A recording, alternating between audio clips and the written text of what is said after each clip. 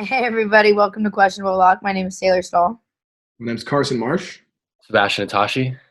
and we are going to talk about some not that exciting games this weekend, but we can make them exciting. Some Seb, you want to some start us games to off? make money for sure. Yeah, Yeah. exactly. Well, I think, the best game I think that we're going to talk about comes first. Baylor versus Gonzaga, top two teams in the country in college basketball, obviously. Oh, I've talked about Gonzaga on the show as my pick to win the national championship already. They looked pretty good last night. Baylor also beat number 5 Illinois last night. So the two teams I think that are a little bit just above or head and shoulders above everyone else right now. Baylor's got a couple dogs. Jared Butler, he is supposed to be one of the top 10 picks in the draft next year. Very good. Obviously Gonzaga, Corey Kispert, Drew Timme, Jalen Suggs, who freshman looked like he hurt his leg real bad yesterday, but came back into the game. They got the dub. I believe Gonzaga is favored by just a couple points in this one. I'm leaning towards them. I think that this kind of neutral court game, I like the way that their big guys have been playing. They look pretty unstoppable on the inside. I don't know if Baylor can handle that. Like I said, Jared Butler, they have a bunch of good guards, but their inside play is going to be the key against the Zags on Saturday. Seb, is it usual that number 1 and number 2 teams play this early on in the season? No, so they just both were in this little 4-team shootout kind of thing that a lot of college teams have been doing, like a Maui Invitational. And they both won their games last night, so they just are playing each other on Saturday. Ended up working out like that. I'm not sure when they made this schedule. Usually it's like the year before, so this could have already been happening, and it just happened to work out where Gonzaga was number 1 and Baylor's number 2. But we're blessed nonetheless to see a potential final or tournament championship preview early on in the season. And like I said, very excited. Gonzaga is very good. Baylor is also very good. So Seb is so excited that he got a double hoop basketball set up in his room. I don't even know what a double hoop. That's jersey right there, Calvin Cambridge, like Mike. What is the point of a double hoop exactly? Because the thing turns on, and so it keeps score. So I play against. So you can play against somebody. Yeah. That's well, Seb, to counter your point, I'm going to take Baylor as little dogs, I guess, in this one. I just think little underdogs in this. Like you said, this is a matchup that you can totally see in the Final Four or Sweet 16, one of those tournament brackets. But I just think for that reason, I'm going to have to take the plus money in this one. And I also think, like you said, the rim protection you said for Gonzaga, I think is matched up really well with Baylor. And I think that Baylor's shooting might prevail tonight. But we'll see. I don't think this is a game. Good game. And I don't think this is a game we could throw a questionable lock on. But right. It's early. I think it starts at, 7:30 Eastern? Or is it? No, it's at noon, I'm pretty sure. Oh, really? Yeah. It's early on Saturday. Okay. It's actually no. It's noon. It's 10 a.m. for us. 10 a.m. on the West Coast. For all of our West Coast listeners, for our East Coasters, so it's at 1, I believe. Okay. So, it's going to be a great Saturday game. And, it's going to be a great game to watch. It's going to be a scary game to bet on. For sure. But very excited. Very excited. Butler for real. Baylor guard. Watch him. Yeah. For sure. I'm next game. Yeah, I'm super excited to see this game, especially because I think it'll set the tone for each of the teams seasons, individually, And I don't know. It's going to be very interesting. I love a good underdog, so I would never bet on them because that's scary against Gonzaga. They have just absolute weapons. But exciting. Moving on to, I guess we can hit some NFL next. Detroit Lions with new head coach, I think Darrell Bravell, I think his new name. We've been talking a lot about Matt Patricia being fired all year. Finally. Him and the GM out after Christmas miracle performance on Thanksgiving. Make sure to check out the Are You High segment. Covered that little Detroit Lions. Why the hell did they play on Thanksgiving? That being said, they are +3 dogs. The Chicago Bears, Matt Nagy getting on his he just actually announced Mitchell Trubisky will still be starting for the team. He looked pretty bad last week. He also actually got on his team a lot, saying how there wasn't enough effort. It's interesting when you see a coach get after his team that much, especially professional players who are almost as old as him. So what do you think about this +3, -3 action? Seb, Taylor, what do you think? Well, it's when you change coaches, it's either going to be that, I think the Lions are going to come out hot. They didn't lose a guy that they liked. They lost Matt Patricia. It wasn't working out well for them. I'm expecting them to come out with a lot of energy, a lot of adrenaline, and play pretty well. It's just a whole new week of practice. I'm sure they had a good week of practice this week. Right. Sans Matt Patricia. But I think, the Bears still playing for something, at least a little bit. Obviously, the season hasn't gone as well as they would have hoped, especially considering the way they started. But they made the change back to Trubisky, I think, to try to win games. With Nick Foles, they know what they're getting. Someone consistent, but consistently pretty average, if we're being honest, maybe even below average at certain things. Trubisky obviously does a lot of bad things and has done so since being drafted, but just his mobility gives them a whole other look offensively. They've struggled to score, but the Lions defense, not that great, obviously.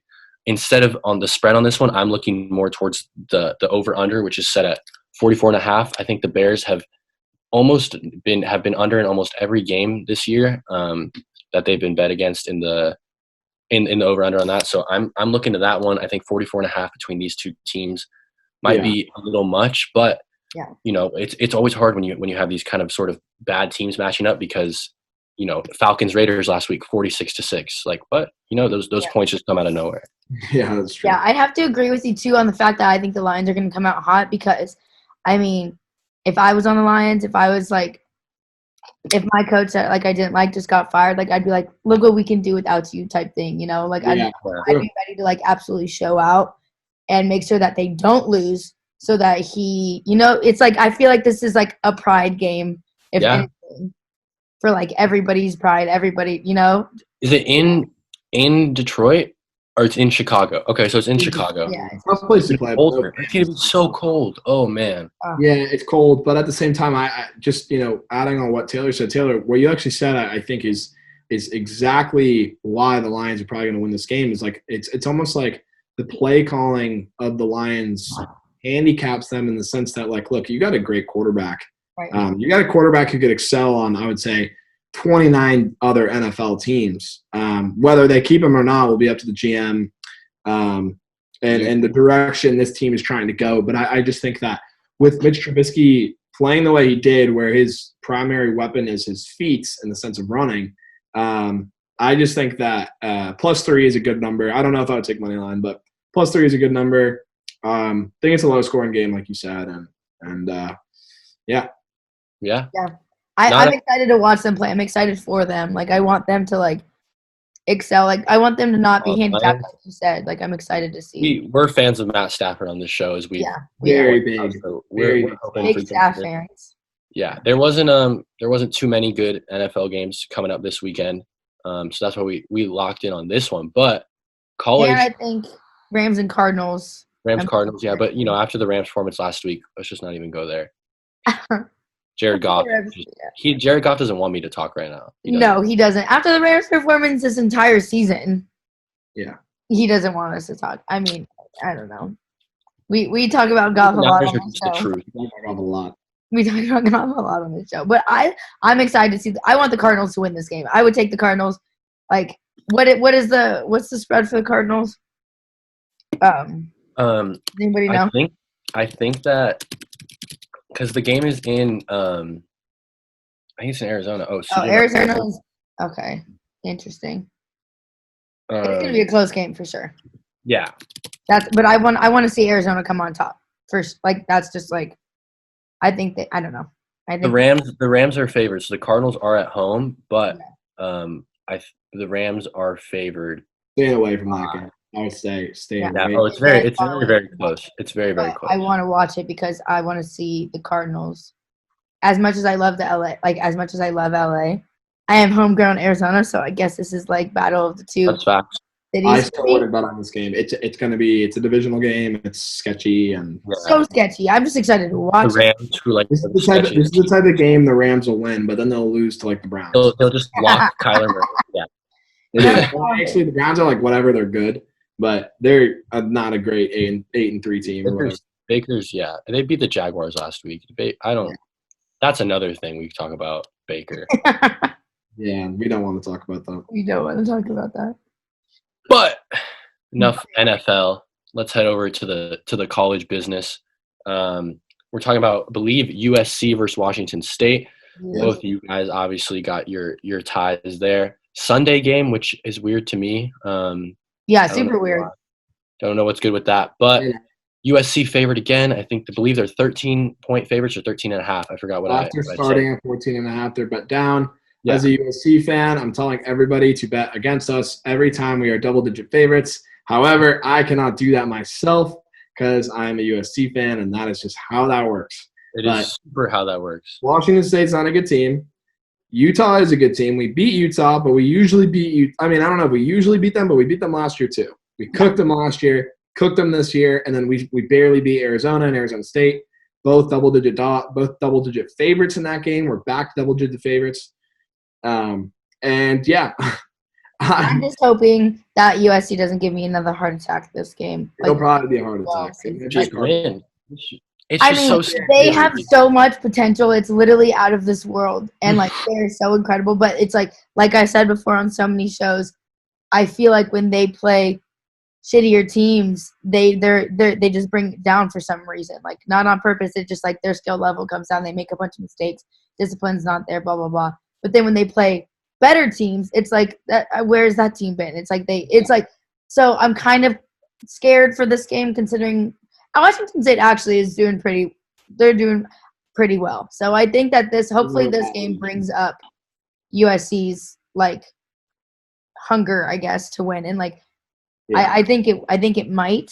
I hope it does. But I think that it will be a very classic, extremely close USC game until the last couple minutes, and then you guys will figure out a way to get the win. But I kind of agree with CJ. I don't know about 13.5. It seems like a really easy bet, but Clay and crew struggle to cover the spread. They struggle to get ready. Like Taylor said, you got to be prepared for these lower teams. Like these are the ones that the great teams take advantage of. The trap games, exactly. These are wins that you need obviously for your record, but you also have to play well to build confidence. They can't. I really don't think they can struggle again this weekend. Otherwise, that 4-0 is looking a little sus. The Pac-12 South Pac-12 South. I still think they're going to take it for sure. They'll be all right. I think the money line is locked, but there's too much. It's probably a minus 3,000 favorite, so there's no point to even wager any money on that. You're gonna not money like that, then. Right. Yeah. So so that's that for the USC game, but hopefully I don't think there's that many other exciting college this weekend. Right? As we start dwindling down to the end of the year, we get these kind of low, honestly, and we got definitely we got a championship week coming up in a couple weeks. Start of NCAA basketball season. NBA, baby. Some NBA coming up, some playoffs back. It's coming full circle. So in the next couple of weeks, we'll definitely have some good bets for the audience. That's for sure. For now, ride with us on these. That's all we can give you. And we'll see you on Monday. Make sure to check out the website always, questionableluck.com. You know what to do. Like and subscribe, and we'll see you on Monday.